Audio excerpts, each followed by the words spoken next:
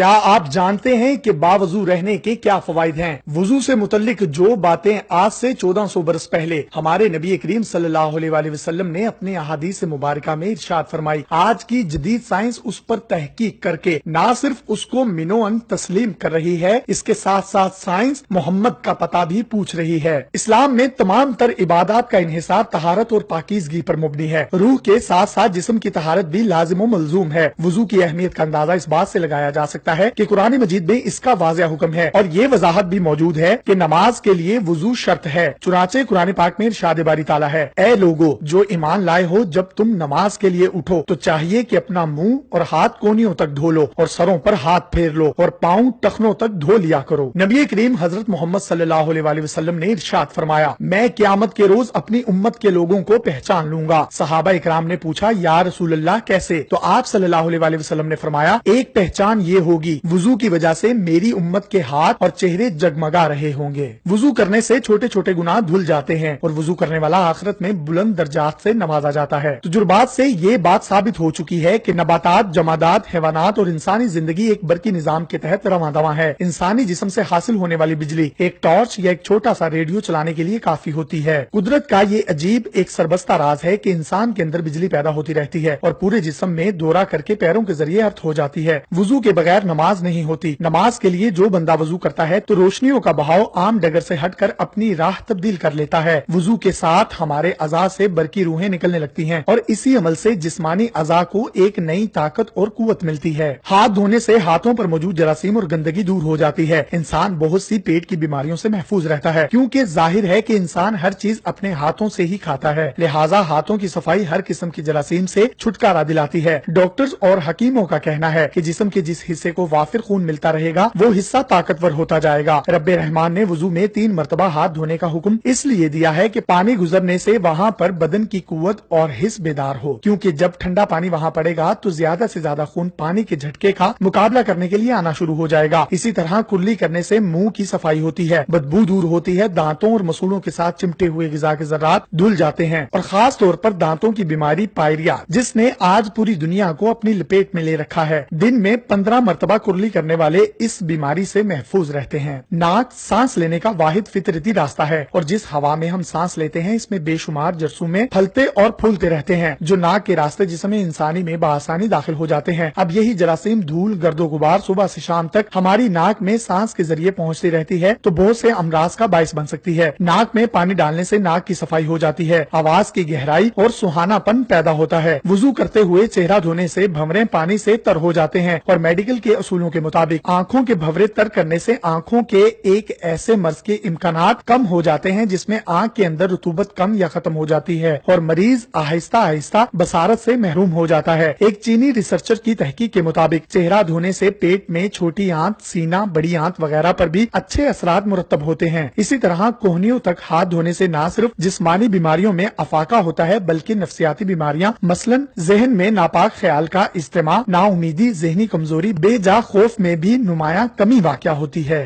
سر کا مسح کرنا، سر پر گیلا ہاتھ پھیرنے سے بالوں پر چڑھا ہوا گرد و غبار صاف ہو جاتا ہے۔ یوں دن میں 5 مرتبہ دماغ کو ہلکی ٹھنڈک کا غسل دینے سے کھوپڑی کے اندر ڈھکے ہوئے دماغ کو سکون ملتا ہے۔ سر انسان کے تمام اعضاء میں نہ صرف زیادہ اہمیت رکھتا ہے بلکہ تمام افعال کا تعلق بھی دماغ سے ہی ہوتا ہے۔ سر کا مسح کرتے وقت شہادت کی انگلیاں گیلی کر کے کانوں میں ڈالتے ہیں جس سے کانوں کی صفائی ہوتی ہے اور سننے کی صلاحیت میں بھی اضافہ ہوتا ہے۔ کانوں کے پیچھے جو خالی جگہ ہوتی ہے جہاں بال نہیں ہوتے، اس حصے کو تر کرنے سے انسان نظر کی کمزوری سے محفوظ رہتا ہے۔ وضو سے گردن کا مسح کرنے سے جسم کو ایک خاص توانائی نصیب ہوتی ہے جس کا تعلق ریڑھ کی ہڈی کے اندر حرام مغز اور تمام جسمانی جوڑوں سے ہے۔ جب کوئی نمازی گردن کا مسح کرتا ہے تو ہاتھوں کے ذریعے برقی روح نکل کر رگے جان، جس کو شاہ رگ بھی کہتے ہیں، اور ریڑھ کی ہڈی سے گزرتے ہوئے جسم کے پورے اعصابی نظام کو توانائی بخشتی ہے۔ گردن اور کانوں کی پشت پر ٹھنڈا ہاتھ پھیرنے سے ان کے اعصاب مضبوط ہوتے ہیں اور تھکن دور ہوتی ہے، چونکہ انسان کے دماغ سے سگنل پورے جسم میں جاتے ہیں جس سے ہمارے تمام اعضاء کام کرتے ہیں، لہٰذا دماغ سے بہت سی باریک رگیں بن کر آ رہی ہوتی ہیں جو ہماری گردن کی پشت سے ہوتی ہوئی پورے جسم کو جاتی ہیں۔ چونکہ پاؤں اکثر ٹخنوں تک ننگے رہتے ہیں اور ان پر گرد و غبار پڑتا رہتا ہے، لہٰذا پاؤں دھونے سے پاؤں صاف ہو جاتے ہیں اور ان کا میل کچیل دور ہو جاتا ہے۔ ہتھیلیوں کی طرح پاؤں کے تلوں کا بھی تمام اعصاب پر، خاص طور پر پیٹ، مثانہ،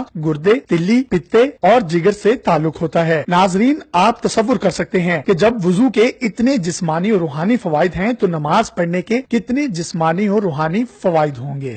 मजीद इस तरह की इन्फॉर्मेटिव वीडियोस हासिल करने के लिए आप हमारा पेज डेली पाकिस्तान भी लाइक कीजिए। अपने मेजबान यासिर शामी को इजाजत दीजिए। अल्लाह हाफिज।